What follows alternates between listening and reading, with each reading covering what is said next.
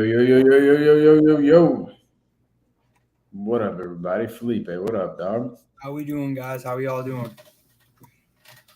Just crushing life. Today's just another freaking amazing day. Just getting better, getting freaking just being amazing, bro. Shoot. Just doing What you do? amazing things. What That's you do today to get better?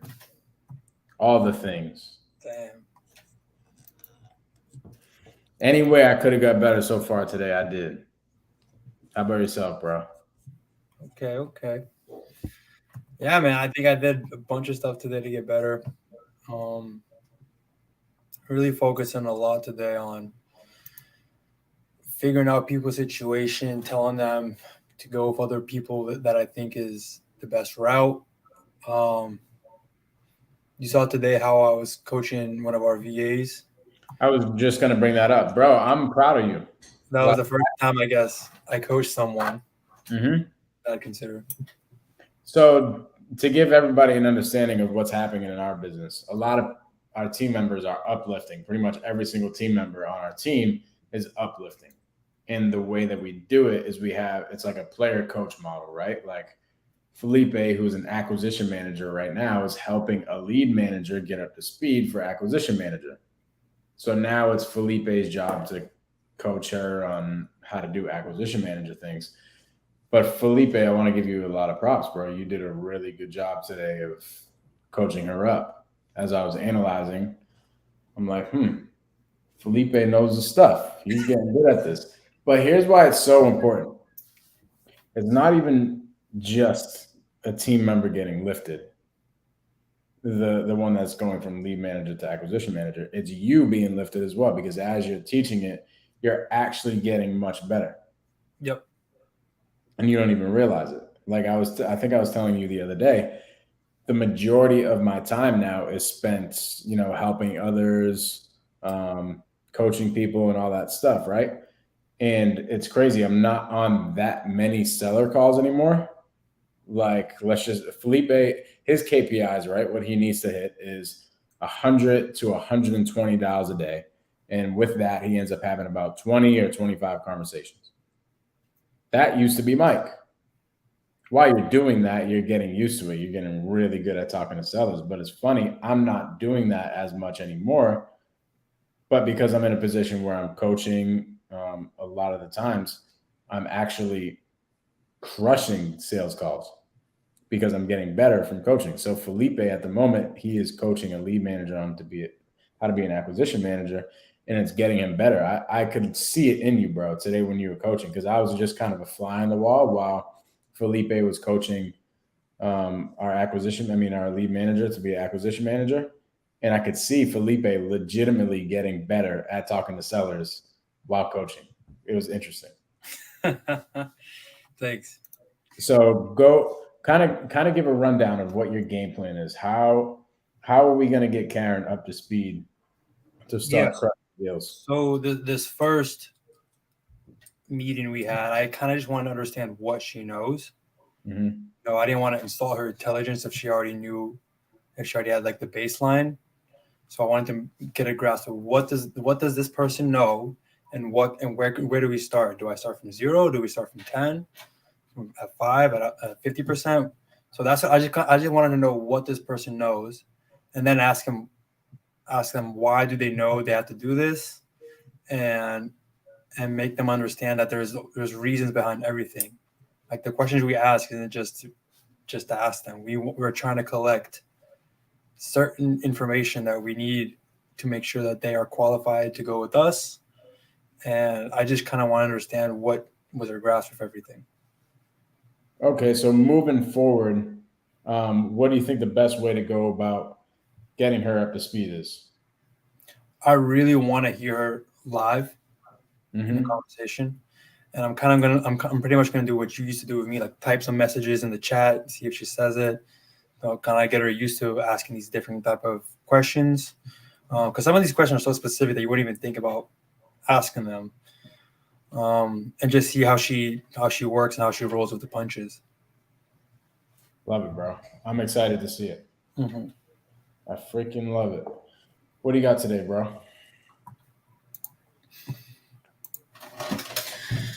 So I got this one light land deal again. We had him before, and he didn't want to. He wanted to sell both property and land, but now he wants to sell just the lot.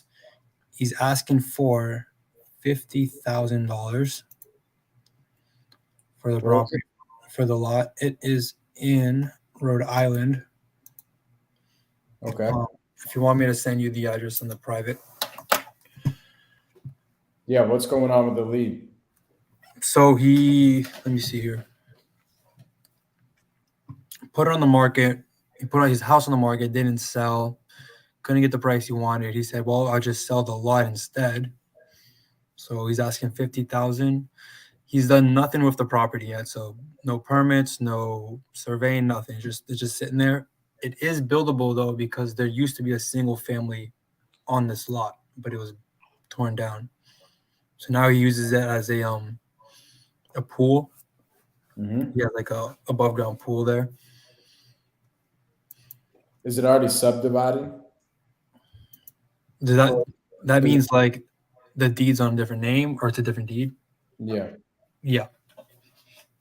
So this lot is completely separate from the house that he lives in Yep. or rents. Yeah. Okay, that's good news. Mm-hmm. Got it. And he thinks that it's buildable. He hasn't got any plans yet or anything like that, and he just wants to sell it as is for 50K. Yeah. Got it. Okay. I did a quick little like search online to see how much it might be, and I mean I'm guessing we're going to be at around 30K, maybe 35. That's just through you giving me numbers and kind of just gauging and where we usually are with our lots. Okay, send it over to me. I'm gonna send it to a couple buyers down there. Okay. Here's what I do with land. I don't even get into the weeds. I'm not wasting time freaking Yeah. calling the city and going looking at zoning and all that type of stuff and trying to underwrite it, right? Actually, let me stop. I will do that to figure out if it's buildable if I have to. If I have to figure out that it's buildable before I go waste a buyer's time, I'm going to go check out and figure out that it's buildable. But what I mean is, I'm not going to go waste my time underwriting and stuff with a piece of land when I could just send it out to a developer and Exactly. be like, dude, what's going on with this thing? It's just because we don't, it's not something that we focus on. Like, we're focusing on single families a lot. So what we end up doing is when we have a lead that is a piece of land that we know is buildable, after we verify that, either with the seller from approved plans or through the city or whatever the case is, we will then just shoot it out to the buyers. Yep. Exactly. There's also Send it over to me. I'll shoot it out to a couple buyers and I'll send it back to you and let you know where we all right. stand. Yeah, I tasked it for you for tomorrow. Perfect. There's one seller here that I just have trouble maintaining a conversation. He's always really short with me. And I was wondering maybe if you could use your magic. You want me to call him? Yeah. Let's do it. Let me just send you the address.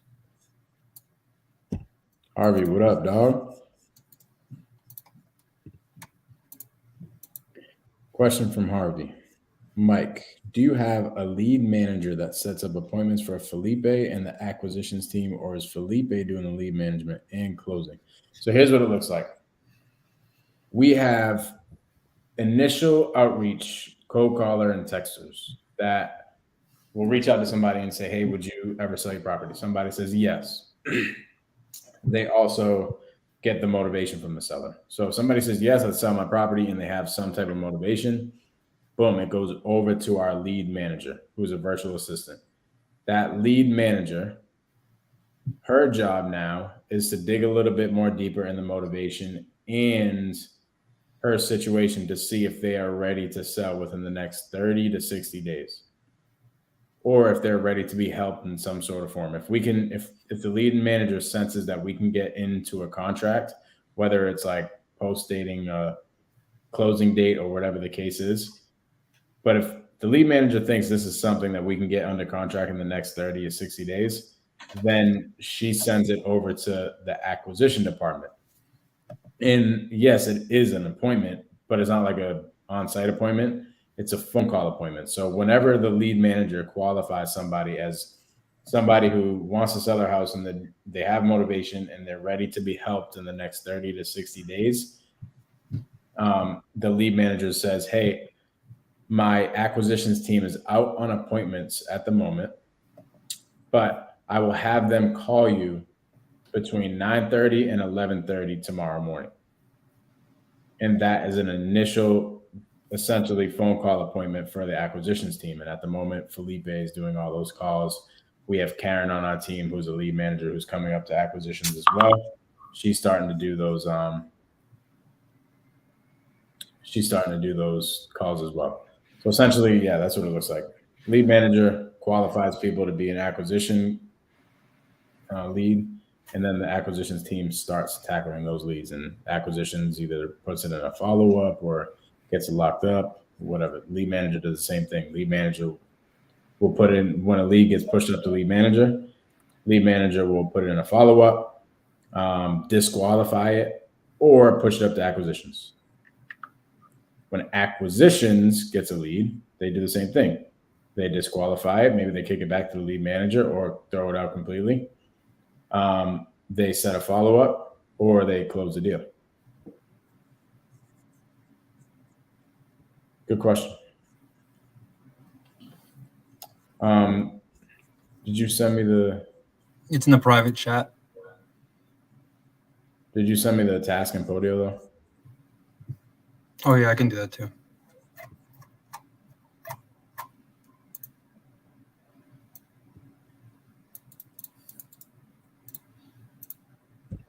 Yes, sir. Harvey, in the beginning though, like it was me doing all this stuff. I never cold called and text. Like I never was the initial person doing the outreach. I had virtual assistants always doing that for me, but I was the lead manager and the closer and the dispo manager. I was doing all the things, which, in my opinion, in the beginning is kind of important that you do that because you got to fill your pipeline up. Like the lead manager in our business is dialing everybody the whole day. Like she has her own follow ups and she's hitting our whole entire system and trying to reignite some leads. So we need a big pipeline for that. And at the same time, the acquisition manager is also doing 100 dials a day, calling a lot of people. So we need to have a big pipeline. So at the end of the day, a lot of people will try to like scale super quick and they'll try to get, 3 virtual assistants and a lead manager and an acquisition manager. And I'm like, dude, you don't even have enough leads in your pipeline for that team. Your acquisition manager and your lead manager are going to be sitting there for the first month. Like, what the heck? I don't have leads to call. So it's important in the beginning to like fill that pipeline up. The way I did it is I just had one virtual assistant hammering the phones for me.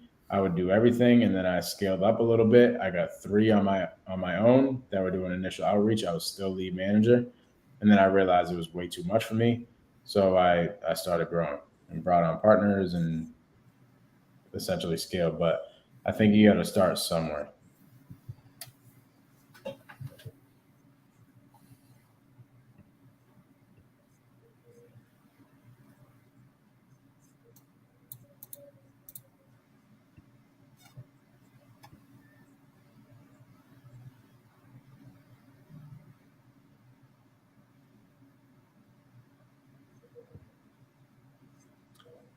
So I have 2 cold callers, 1 lead manager, and I'm the closer at the moment. The challenge I'm facing right now is training my lead manager and getting her to understand how to qualify a lead to an appointment.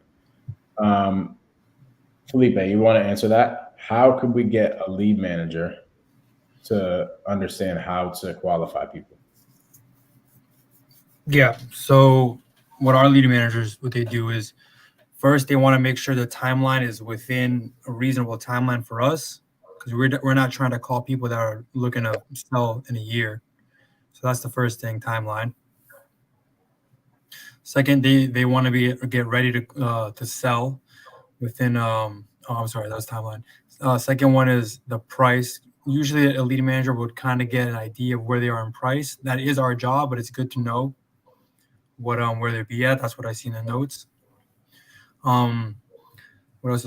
A lead manager also, they should build like a relationship with them. So when it gets to us, it's an easier transition. It's not just some random person. Like they're going to be expecting our call, so it's all professional. They tell us we'll call them at a certain time. We'll call them there, and then they'll know it's us, and we'll be the quote unquote acquisitions underwriter for the role.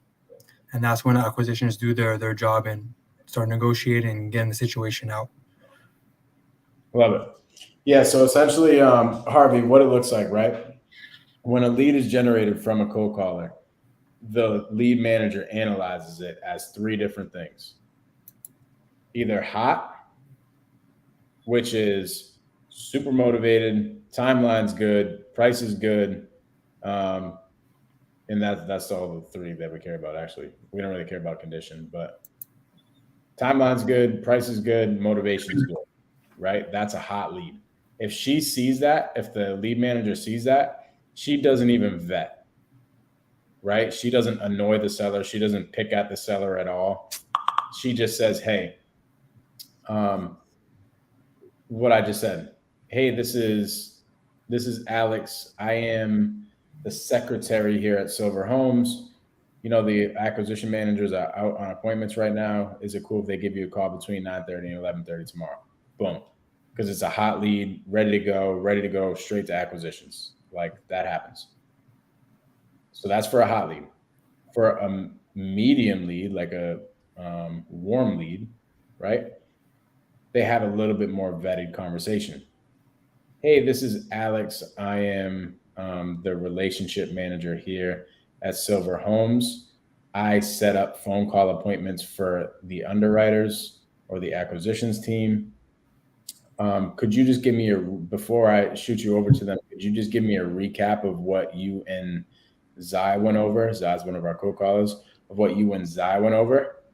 And then she has a little bit more vetted conversation. She asks more of like the pain conversations and she pulls a little bit more information. And then the third one is a perspective. Like, it's not that much motivation. They said they have, probably like 6 or 12 months until they want to sell it. Just not that hot, right? On that, they tell the seller straight up, "Hey, my name is Alex. I'm the relationship manager. I know Zai told me that you weren't really looking to sell your property anytime soon, but I just wanted to introduce myself. I am the relationship manager here. We'll be talking from here on out until you're ready to sell your property." They're like, "Okay, great. Hey, before I let you go, just so I have it in the notes, could you just give me a recap of what you and Zai went over?" That way they get a little bit more information and they do the same thing as they would for a warm lead. They pull information.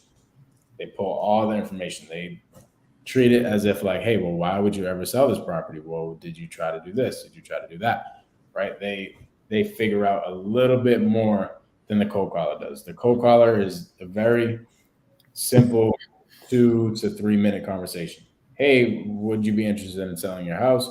"Great, got it. Is the property vacant or is it one of your rentals or what? Like what's going on with it?" "Okay, cool. Well, what's got you interested in selling?" "Got it. What price are you looking for?" "Okay, cool. When are you looking to sell?" "Okay, great. I'm going to pass you over to our relationship manager." Then boom. That's when Alex has more of the conversation like, "Hey, well, what's got you interested in selling? And have you done this? Have you talked to a realtor?" She had just a little bit more vetted conversation. I hope that helps.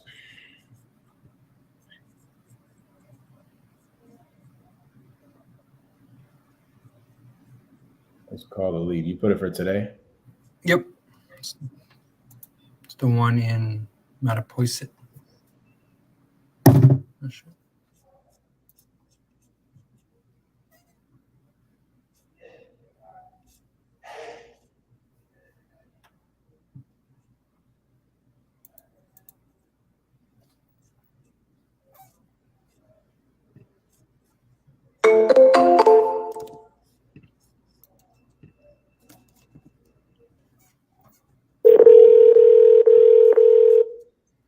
Your call has been forwarded to an automatic.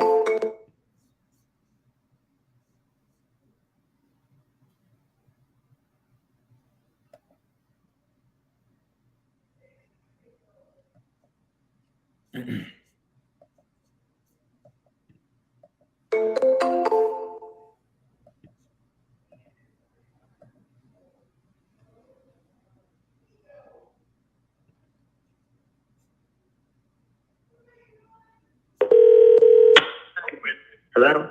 Hey, is this Alex? This is Alex. Hey. Hey, my name is Mike. How are you? How are you? I'm just giving you a call, man. Felipe on my team was telling me he sent over an offer for the Mattapoisett property, but I don't see anything happening. I was wondering if you had some time to chat about it. We're looking to buy it. Oh, I'm not really, I'm not really formally thinking about that right now. Oh, okay. So you're not even selling it? No, I'm not. I mean, I haven't quite decided what I'm doing with it. Some people have inquired and made offers either formally or informally to me. But I'm not certainly interested in unloading it at a low price for quick cash. Yeah, So, I mean, I agree with you, man. It looks like a beautiful property. It's a great location. I mean, there needs to be some work on it, but the location is amazing. So yeah, I love and Mattapoisett. there aren't a lot of, those kinds of properties, they don't have a rent. It's not easy to get one again if you lose it. So I hear you. Well, is it vacant over there, or are you renting it out? No, I'm not renting it out. It's vacant right now because it needs a bunch of work. So got it. Well, what are your plans? Actually looking to do that. So what are your plans with it? Are you gonna fix it up? Yeah, that's the plan if I can. So yeah. Okay. So when's the timeline on that? Are you planning on doing that, or would you rather just have somebody buy it if you got a good number? Yeah, I mean, I think I would entertain it if I got a good number, but I don't know, because I think that if I fixed it up, I think I would, even if I were to sell it after fixing it up, I'd probably get a lot more for it. So got it. Well, what do you think you'd resell it for after you fix it up? Well, I mean, now the prices in the area, water views and stuff like that are going. I mean, they're some of the asking prices are bizarre in my mind. But I think people being overly ambitious. But I certainly think that the market. I mean, if it's like a 4-bedroom house or 3 or 4 bedroom house there, I imagine it would be. Even though it's a small lot, I would imagine it'd be over $1 million. Holy crap! For that, because it's water view. You got views all around, 270-degree views. Yeah, man. So, yeah. I mean, what's preventing you from just hiring some contractors? Well, that's what I mean. That's what I have 3 kids, so that's why. Oh, got it. I got 3 little kids, and I just have other things to do every day. I hear you, man. I was gonna say, because I have some contractors that I could refer to you. Yeah. I'm always interested in hearing about it. I'm going to be talking to one tomorrow, actually. Love it. Okay. Do you live over there near Mattapoisett, or? Yeah, well, my folks have another house there too. Okay, got it. So you could kind of manage the project if you needed to. Yeah, probably. I mean, what number would but get? If you want, send me an email. That'd be helpful. If you want, I don't know. Yeah, I could do that for sure. But I mean, what would get you excited to sell this property without doing any of the work? Oh, I don't know. I haven't even wrapped my brain around it at the moment. Because it would depend on how much. I don't know. Yeah. Well, how much do you think needs to be done for work? Well, I'm going to talk to this guy tomorrow, and I'll get a sense of that. Because I know, like, to tear down and rebuild would probably, I'd probably be spending, $400,000 or $500,000 to build it. build a new house. I imagine. So I don't know how much it would be to get it up into a fixable condition. So got it. So this thing might even be a tear down. No, I don't think it may be. I mean, it could be. I think it depends on how ambitious you want to be. So, got it. I mean, yeah, man, we're building all over the South Shore, down the Cape. So we're ready to buy this thing, but I don't know if I don't know where you're at as far as the numbers, so I can't really tell you if we're going to be a good fit or not. Yeah, no, I don't know. Well, I mean, I tell you, if you send me an email, then after I talk to the builder and I think about it some more, I can reach out. Okay, what are you hoping the email to say?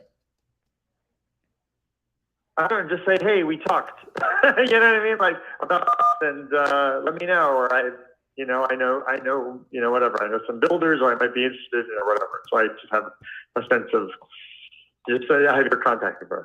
Okay, what's your email? Okay, just send it to Joe JOE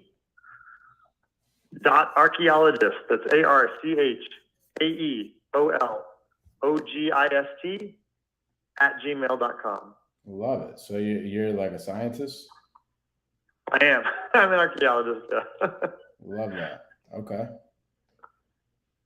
All right, brother. Well, when are you looking to make a move on everything? Like when should I have my team call you back, or when should we expect some? I don't know. I don't know. Maybe I'm trying to sort of make some decisions over the next month or two.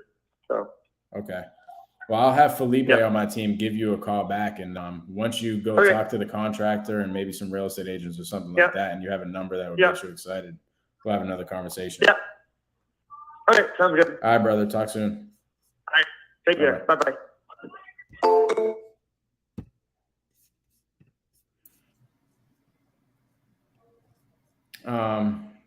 So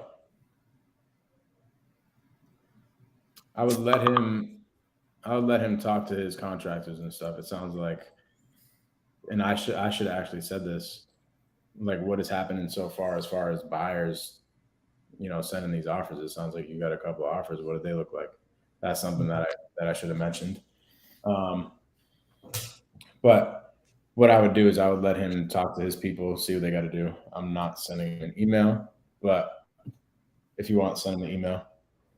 And essentially let him talk to his contractors, let him talk to a real estate agent or something like that, then have another conversation. But essentially, we just need to figure out what the hell he wants to sell this thing for. He thinks this thing's worth $1 million.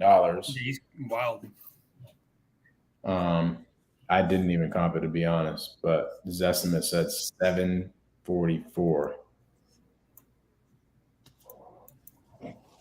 But the thing sounds like it needs a lot of love. Yeah.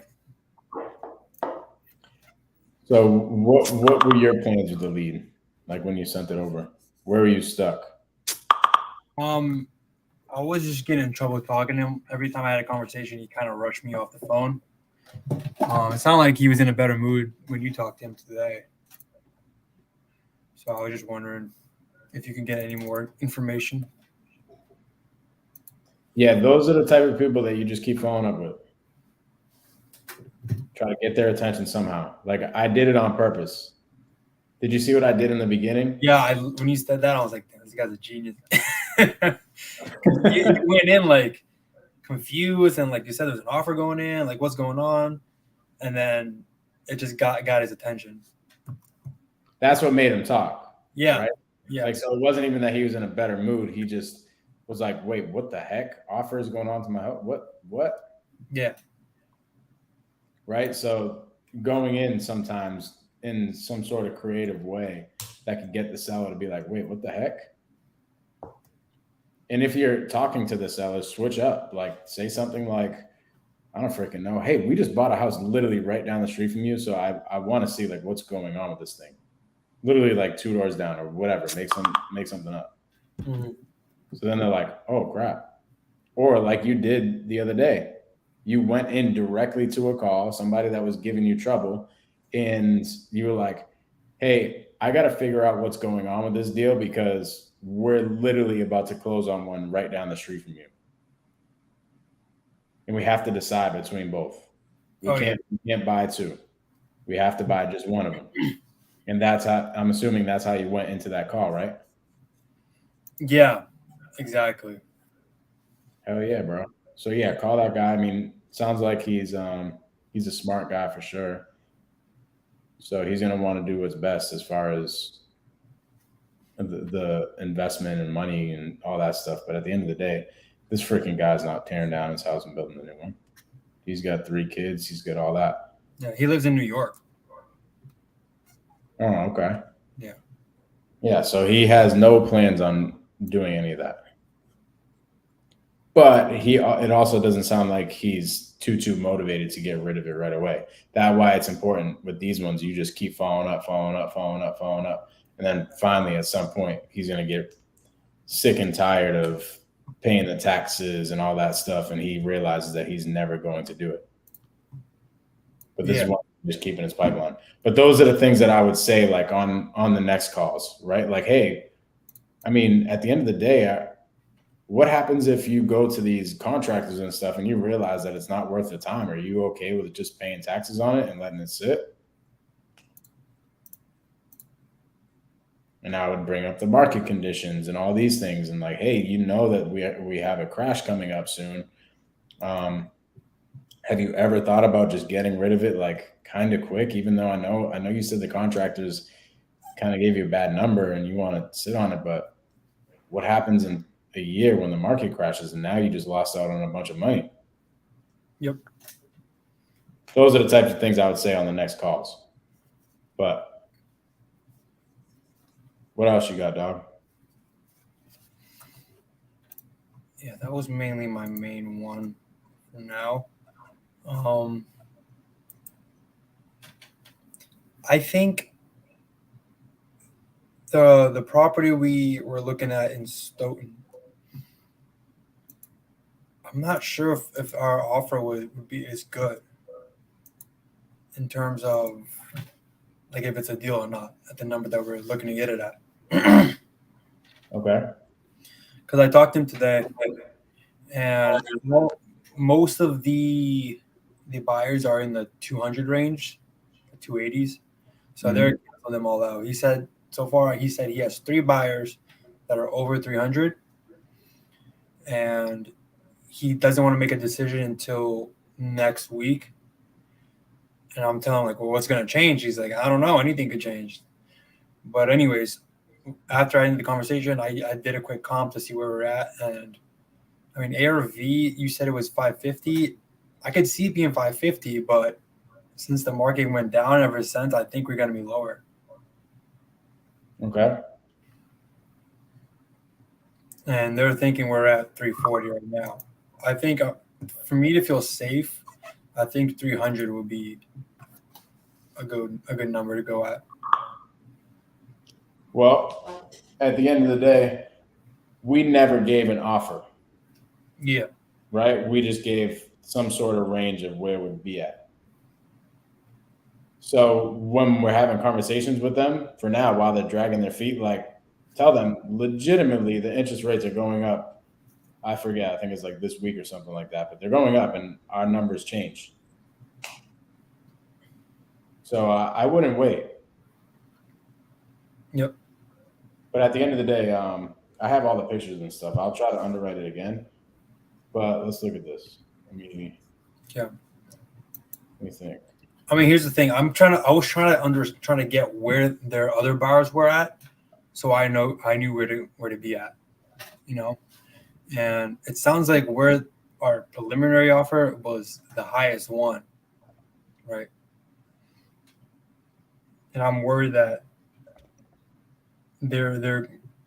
I just don't know how to go into it saying we're not going to be at that number, and then they go to someone else if we're lower. Mm-hmm. Yeah, dude.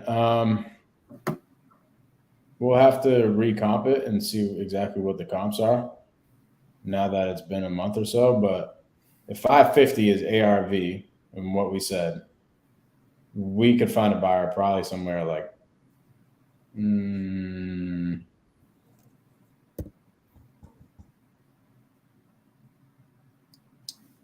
literally probably at like 365, 370.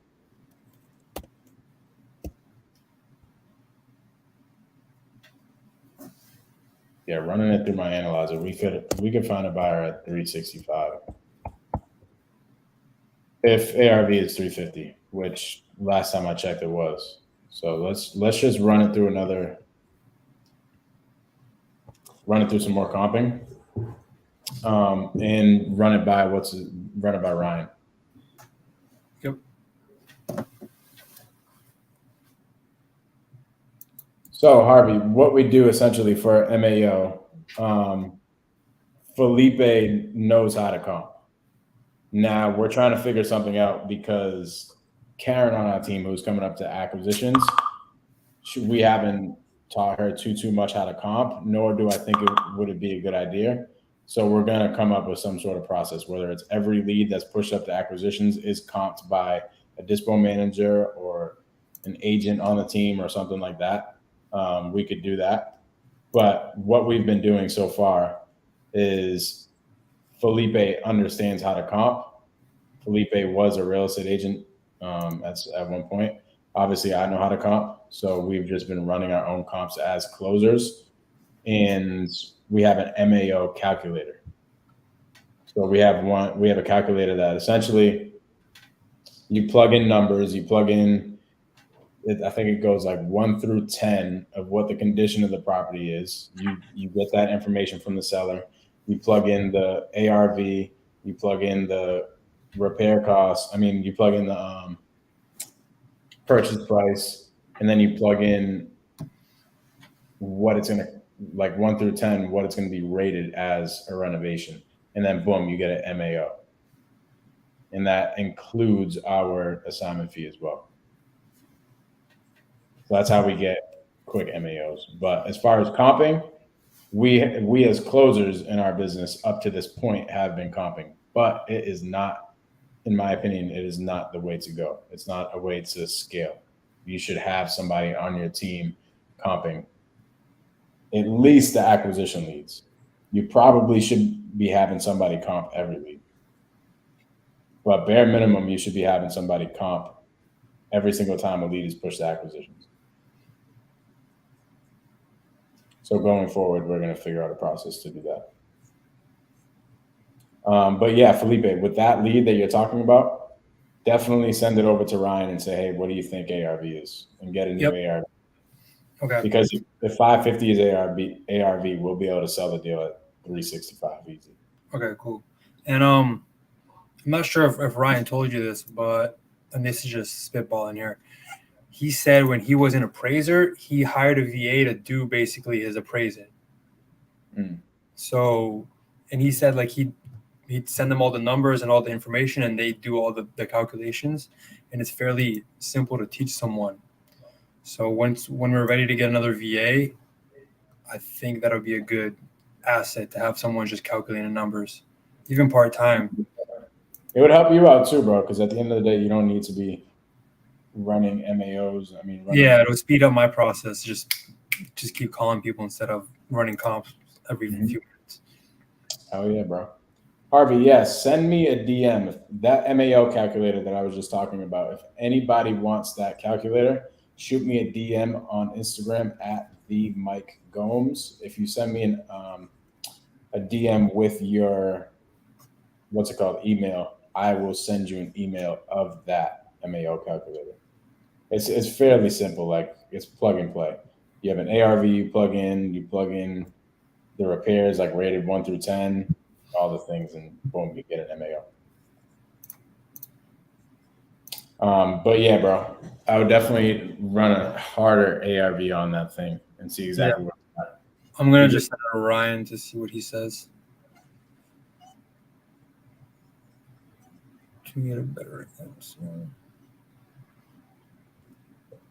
But yeah, I just feel more comfortable if we were in the low threes. Yeah, I agree with you. The good news is we haven't submitted like an official offer. Yeah, just preliminary. So at the end of the day, this is the honest truth. Like that appointment was literally like a month and a half ago. Yeah, exactly.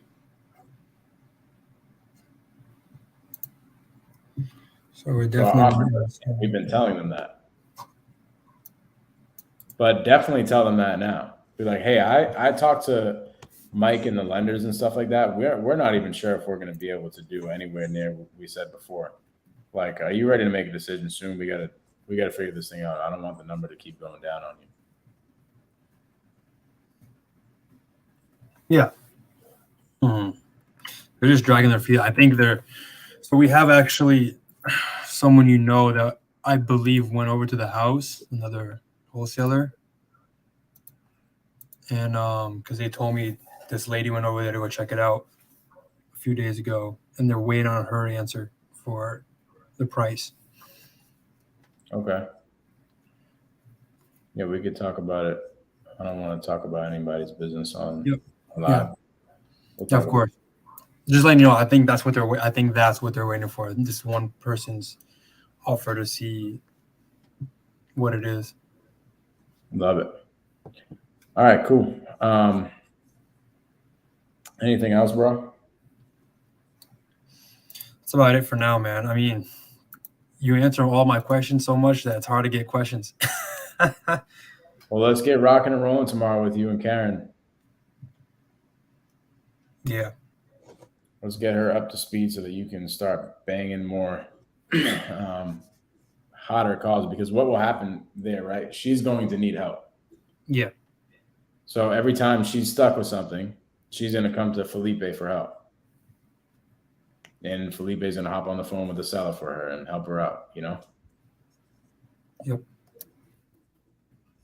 And honestly, you're going to end up seeing more opportunities, because Karen is going to be doing acquisition calls, generating opportunities while you're doing the same thing, while you're generating your own opportunities. And Karen's going to need help with some of her opportunities, and she's going to go to you for that. So essentially, you're going to like almost double the amount of opportunities that you see. Got it. Yeah. I'm actually excited to go help her out and teach her and show her the way it works. She seems super excited too. Let's go. All right, family. This is a short and quick one today, but we did some seller calls. We made some stuff happen. Silverhomies.com. If you want to send some leads, I'm hopping on the phone with your seller. I'm locking it up. You will get the link where you can hear the call. Like if I lock up a deal, you can legitimately hear the seller call and hear how the whole entire thing unfolds. I'll send you the conversation. So silverhomies.com. Also, if you have a deal that you need sold, go to silverhomies.com and send that stuff out. So appreciate you, family. Peace. Peace.